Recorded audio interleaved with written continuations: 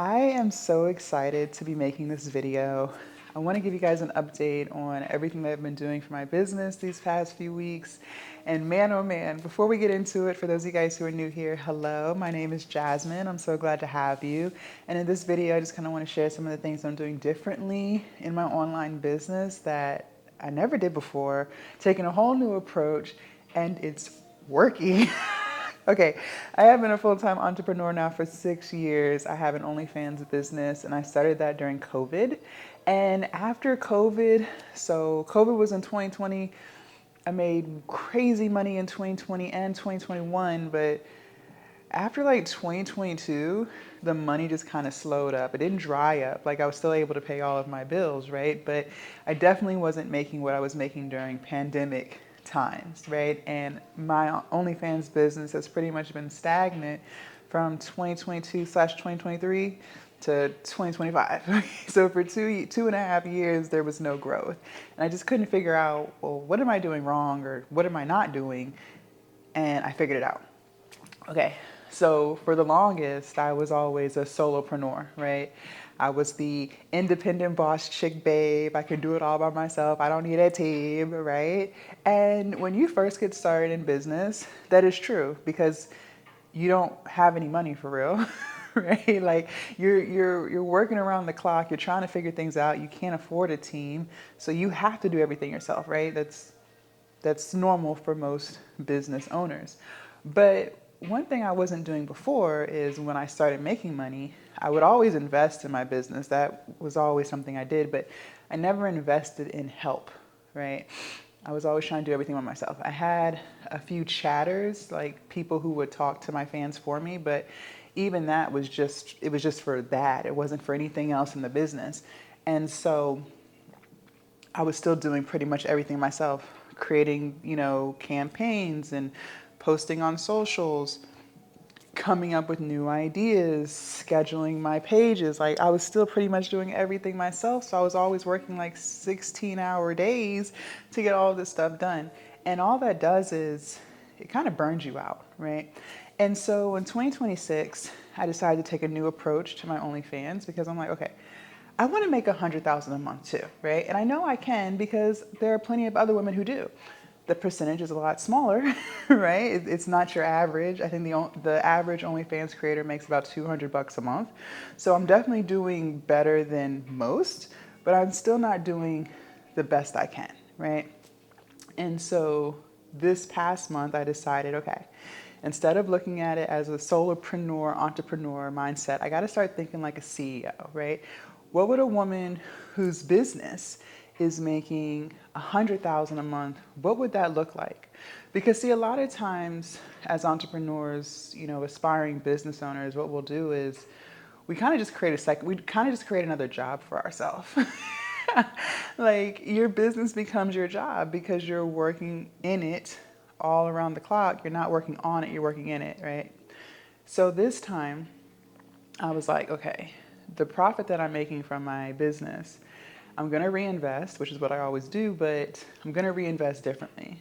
This time I'm going to hire a team, right? I'm going to hand select people, train them, bring them on to get help, make their duties clear, create standards of procedures, the whole thing, like a real business, right? Because I am a real business.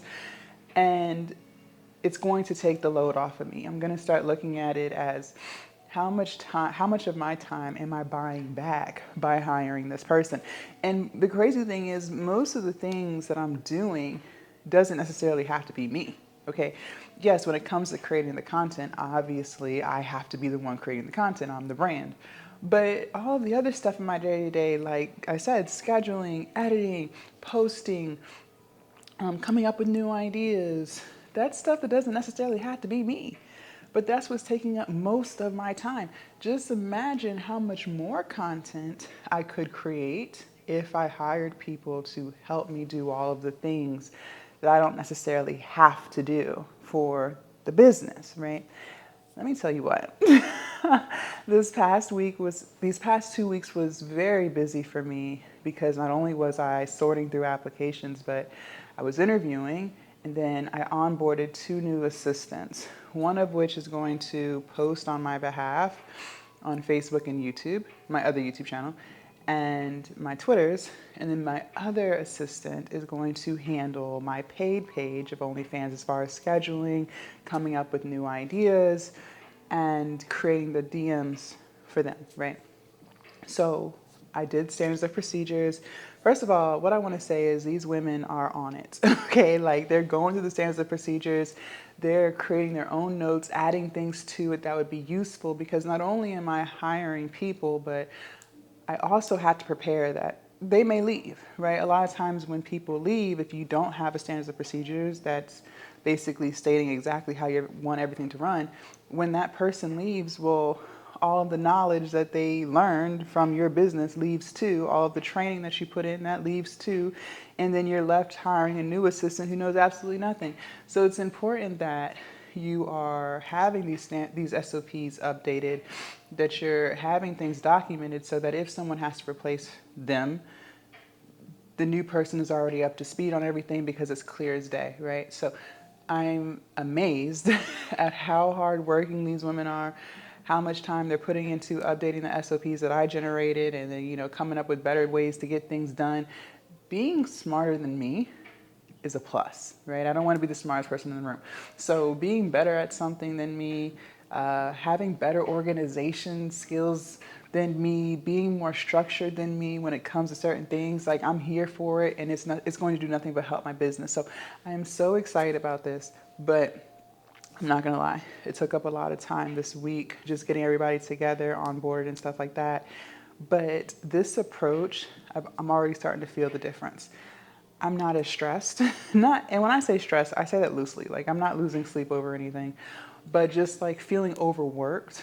I was starting to feel a little burnt out, I'm not gonna lie. Creating content every day is fun for me, but it becomes a lot and I become less creative when I know I have to finish recording videos by a certain time, so I have enough time to edit, enough time to schedule, enough time to do this, enough time to do that. It just becomes overwhelming. But now that they are, getting the hang of it, and I'm not having to like kind of watch them so closely because they're getting used to what they're doing, it frees up my time and my mental capacity. Now, like this, I haven't made coaching videos in the past 5 days. The things that you guys have been seeing have been videos that I've reposted, videos that I made weeks ago, right? And there's nothing wrong with reposting content, but I just wasn't feeling inspired to make any coaching videos because I was doing so much other stuff. My mind was in a million places. One thing I've learned about me when it comes to creating these type of videos, I have to have a clear mind. I don't like to feel rushed. I don't like to feel overwhelmed. I just need a clear mind. And I'm not gonna lie, running my OnlyFans business and putting out as much content as I have been these past 5 months now was really starting to take a wear on my body and on my mental. And I'm so glad that I got that off of me. I'm so glad that I found people so far who are doing a phenomenal job, and I can see the direction more clearly of where this is going and how this is going to truly scale my business. I'm so excited for all of this.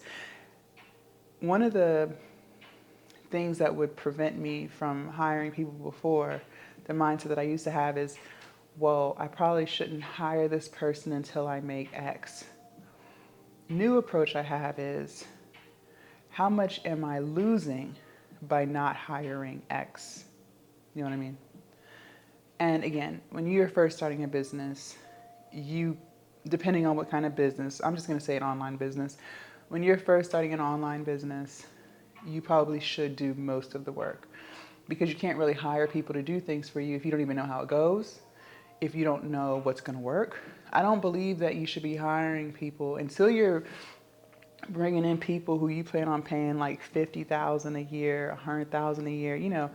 I don't really think you should be bringing in people who you are expecting them to fix whatever problems that you have without you already having some kind of knowledge around it, right? Like, what do I mean by that?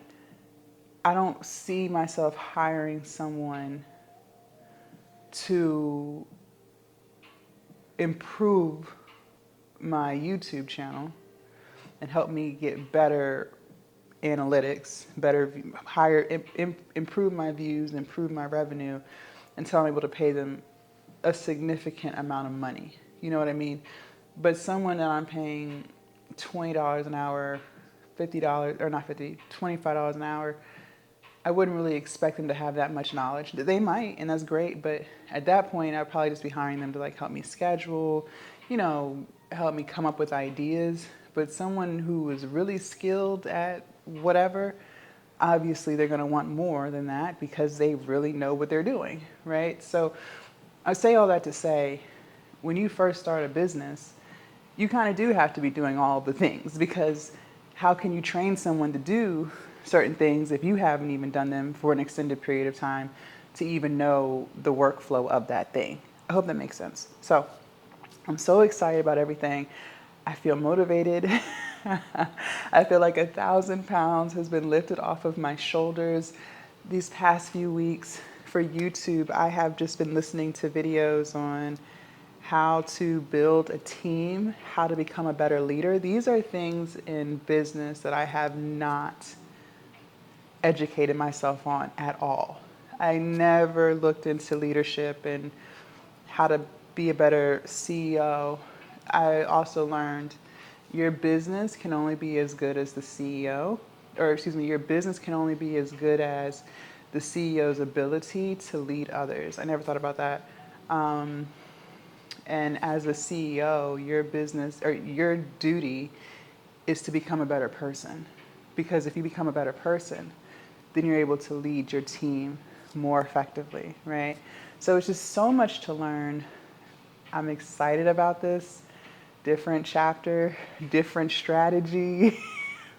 And I am hoping and praying that this approach is the approach that I was missing for all of these years, and which is why I was being stagnant for all of these years. I'm really hoping that I'm cracking the code. And again, I'm already seeing the change. I'm seeing the change in my energy. That's number one.